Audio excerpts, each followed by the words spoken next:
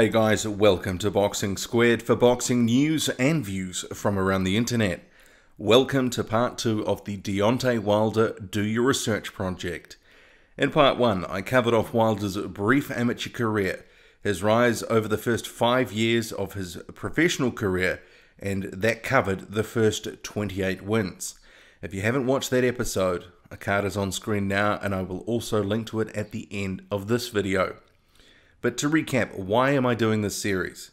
Well, in October 2017, Deontay Wilder accused fans, the media, and yes, even YouTubers of portraying his career in a negative light, and he laid down a challenge, saying, make sure you get your information right about me. Make sure you do your research so when you write your blogs, when you do your videos, when you go and tell the stories about Deontay Wilder, you get it correct. I accepted that challenge. As I stated in part 1, I'm not setting out to prove Wilder wrong or otherwise. The information which comes from news stories and social media and such from the span of his career, it will speak for itself. We ended part 1 with Wilder having signed on with boxing power broker Al Heyman in May of 2013. The next month, it was announced the Bronze Bomber was to face what was touted as his most accomplished opponent to date, in the form of Sergey Liakovich, in August of that year. Prior to this fight, his promoter Golden Boy, through its CEO Richard Schaefer, spoke of the potential for Wilder to be the legitimate contender to the heavyweight crown. He was quoted as saying, Liakovich is the biggest step up for Deontay Wilder, and I'm very excited to see how he handles a veteran like Liakovich. I think it's the next logical step for Deontay Wilder. If everything goes well, I could see him fight the winner of another fight, which happens on September 6th, between Chris Arreola and Seth Mitchell. I think what we're going to see between Deontay Wilder, Seth Mitchell and Chris Arreola, who is the real weapon, the real threat in the heavyweight division, as it relates to an American challenger to the heavyweight throne. One person here is going to come out as the American Championship hopeful. Prior to the fight against Liakovich, BoxingScene.com noted in its picks of the week that Wilder has 28 KOs in 28 fights. The skepticism remains. He might be the next great American hope. He might have the punch resistance of Michael Grant when he gets a real test. Some early wobbles leave the question up in the air. It also did say that that fight was the beginning of finding out if we are watching a contender or pretender.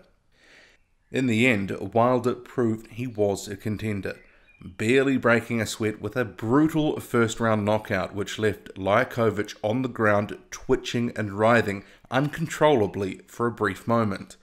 While Liakovich may have been a faded force, Wilder did prove, without a doubt, he was levels above him.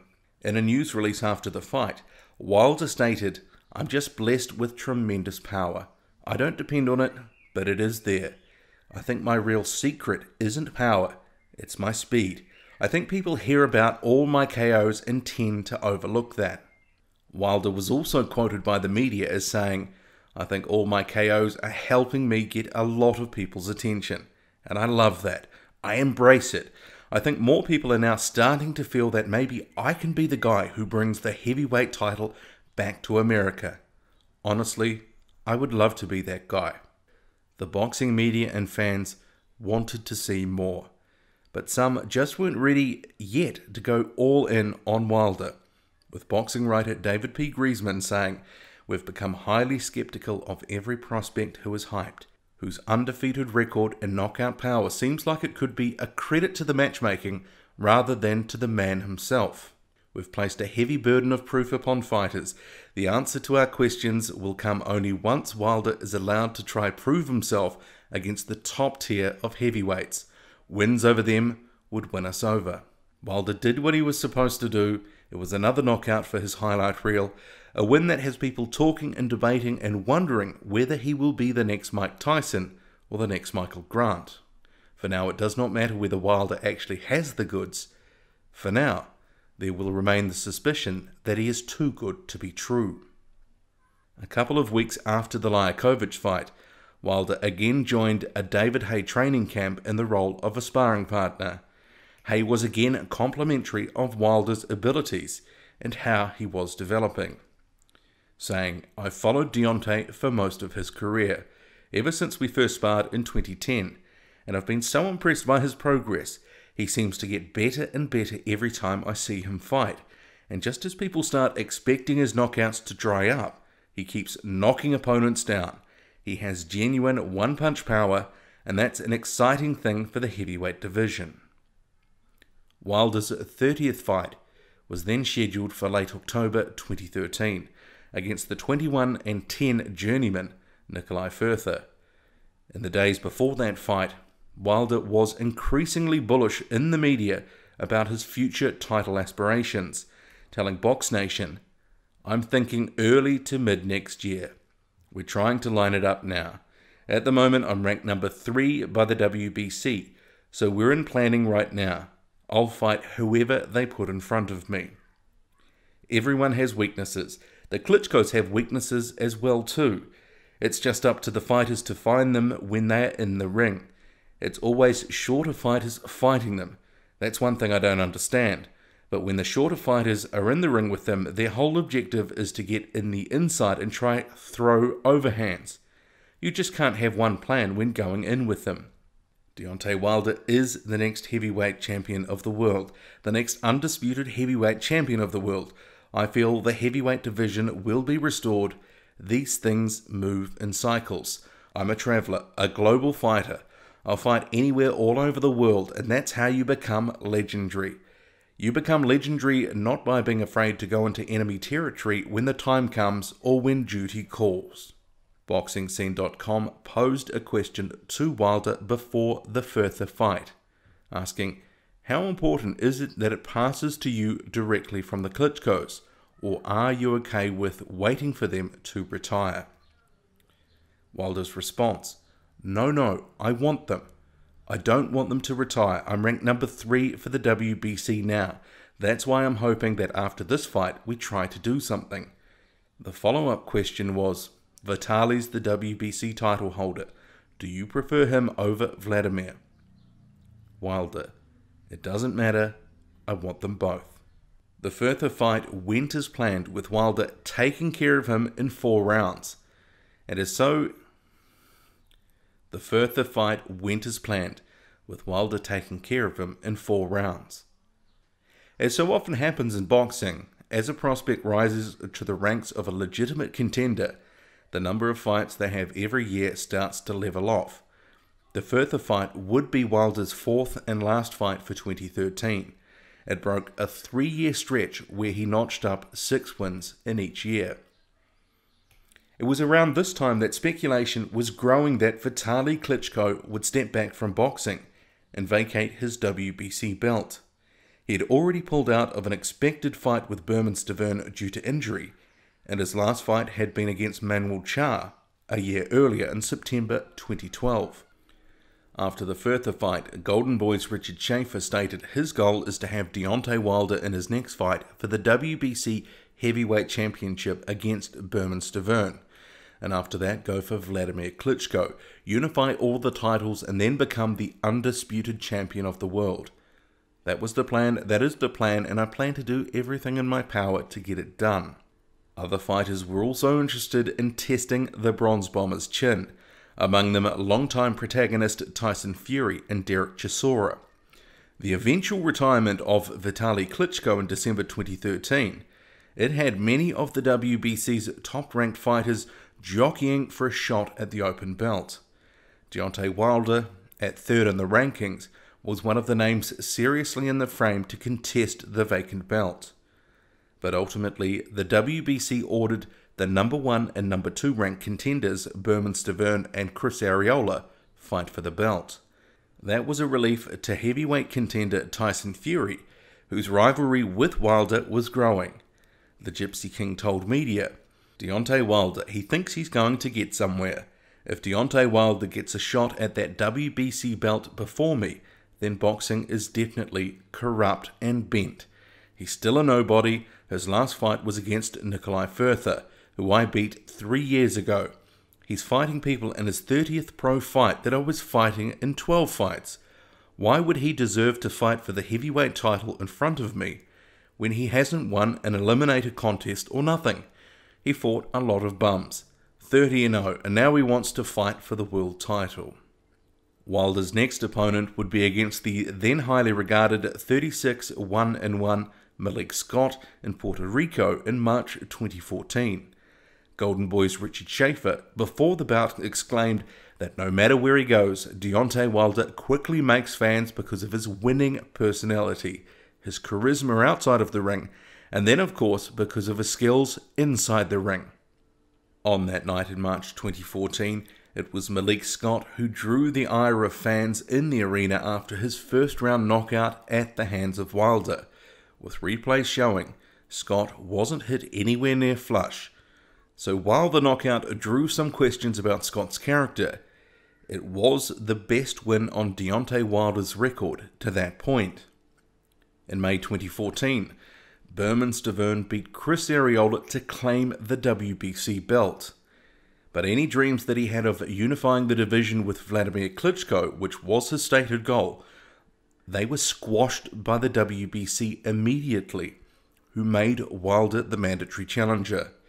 WBC President Mauricio Suleiman stated, "The agreements must be respected. We made that decision at the last convention and Deontay Wilder is the mandatory challenger. So Bermane Stiverne has to face him first." Wilder described a potential Stiverne fight as an easy fight because, as he put it, "I have so much more advantages. I'm taller, my arms are longer, I'm faster, I'm stronger." He was also quoted as saying, "I definitely could be knocked out too, so I never look past nobody. But when you get in that ring and all the talking ceases and nobody's talking for you, the fists do the talking. I think it's going to be a great fight when the time comes." Wilder's previous sparring partner, David Haye, immediately came out in support of Wilder winning against Bermane Stiverne, saying Wilder has the big physical advantages. His jab is the key to the fight. You saw Stiverne getting out-jabbed by Arreola. You saw him getting outmaneuvered and outboxed. Someone as tall and athletic as Deontay Wilder, I believe, would pretty much have an easy night. Haye also doubled down on Wilder having elite power. It's very real. No one has 31 knockouts in a row whose power is manufactured. Even if you did handpick all his opponents, why aren't there other guys with that same record? There's a reason. He's the goods, and he can punch very, very hard. Corey Kitchen of Bad Left Hook, he noted it would be a serious step-up fight for Wilder. Stiverne can at least crack a little, and there have always been questions about Wilder's punch resistance.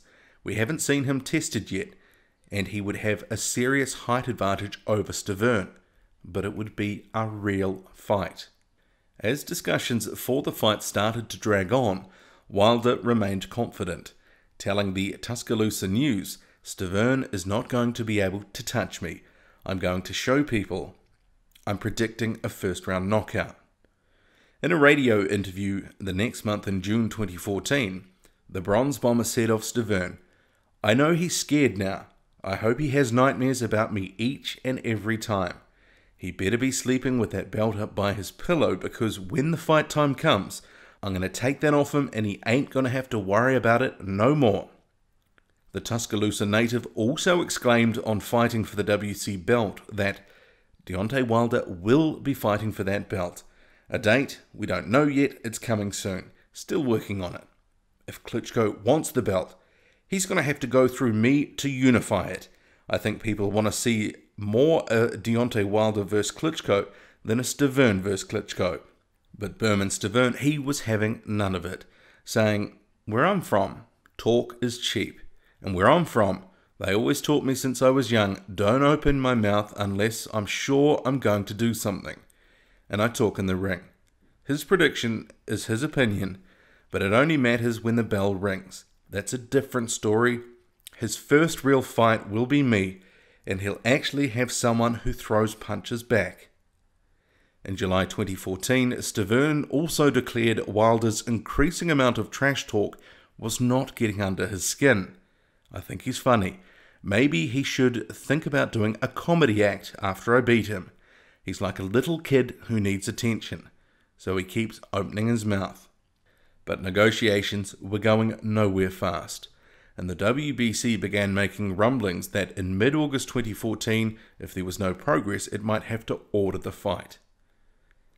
But a Berman-Stiverne injury, it put a spanner in the works, with the talk of the Wilder-Stiverne fight now happening at some point by the end of 2014.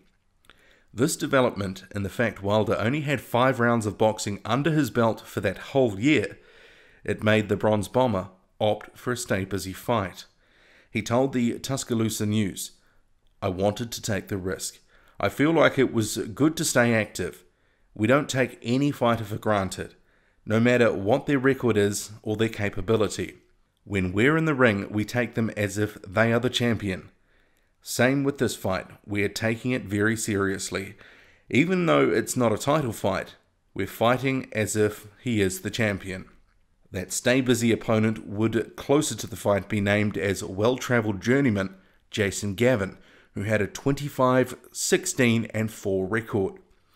Gavin stated, "I know my job, I know my position. My job is to give him rounds and make it a good fight.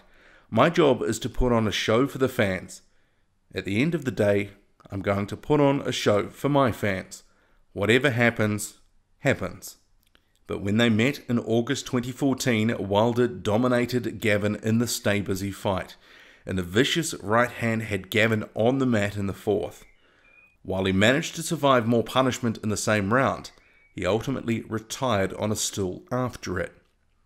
And after the fight, Wilder said, "This was fun. I wanted to go some rounds. A lot of people are asking so many questions to me. I tried to answer some of them today. Of course, I could have landed my right hand more in the first couple of rounds. He was leaving me openings, but I didn't want to show off everything. I wanted to save that for next time. I'm ready for that world title fight." In late September, the WBC announced a deal had been reached for a December 2014 fight on American soil between Wilder and Stiverne. But within a couple of days, this was heavily disputed by both sides. But a deal was eventually reached a month later, in late October. In the official news release, Berman-Stiverne said, "I have worked for many years and my dream materialized to conquer the green and gold belt, which I will defend with honor and pride for many years. Nobody is getting in my way." Wilder meanwhile stated, "I'm anxious to get in the ring and score my 33rd win and my 33rd knockout. I will be the WBC heavyweight champion of the world." It was later announced the heavyweight clash would take place in Las Vegas in January 2015. In what resembled the protracted negotiation period and the spitefulness within it, the build-up was punctuated with trash talk, acrimony, and claims of what each man would do to the other. Then the night arrived. Berman-Stiverne, he looked completely bereft of ideas as Deontay Wilder used his height and reach to full advantage to rack up the rounds behind his jab, and ultimately he scored a lopsided points decision. It may not have been the explosive knockout that he promised, and it was the first time that he had gone the distance, but it didn't matter, as he was now the WBC heavyweight champion of the world. It was the realization of 6+ years as a professional and even longer in the amateurs. It was made all the more impressive by the fact Wilder carried an eye injury into the fight, something he'd sustained when a band snapped back into his eye in training in the days before the fight. After he won the title, Wilder spoke of pushing through the injuries to obtain his goal. "I had to bluff him a little bit. I didn't want him to see that I was injured in the ring. What he kept saying in the ring was, 'Your eye is red,' but he didn't know that I did that myself. I had to bluff a lot of things. That's what a champion is made of. You keep on no matter what's hurting. I couldn't stop. I couldn't say, 'Oh, my hands hurt,' so I had to keep hitting him with it, and that's where the jab played in." The jubilant Wilder also beamed, "I'm so happy to bring this belt to America officially." But he also had a message for his critics, and he demanded, I don't want anyone to doubt me anymore. The talk of who he would face in his first defense of the WBC strap began immediately, with Wilder himself addressing the issue at his post-fight press conference, and the name Vladimir Klitschko came up, and he said how he would fare. I've got youth, I'm faster definitely. I can fight on the inside too. A lot of people don't know that I can fight on the inside. I think my speed, my youth, and my IQ in the ring. I'm a lot smarter than what people think. I think all those attributes about me pose a lot of threats about me. Wilder expressed that his desire would be to face Tyson Fury, and then followed by Klitschko. But there was a disconnect emerging between what Wilder was saying in public and what was coming from his management. Later in 2015, the Tuscaloosa News reported Wilder's co-manager Shelley Finkel is saying there was no need to rush Wilder into big fights against the likes of a Vladimir Klitschko. Wilder is a baby winning the title. It was his first title fight. There'll be time for unification, there'll be time for all those things. He could go and Povetkin in Russia and make 10 million. It's not the right thing yet. Give him a couple of fights, maybe bring something back to Alabama. Let him develop just like any other athlete. They don't take someone who's a great college prospect and throw him right in. And this kid is a great prospect. But for the time being, Wilder would need to rehab his injured right hand, and he was eyeing a return for mid-2015. And that's where we'll end part 2. I do thank you for listening and watching. Drop a comment, hit like, hit subscribe, follow me on Twitter, boxing_squared. I'm out.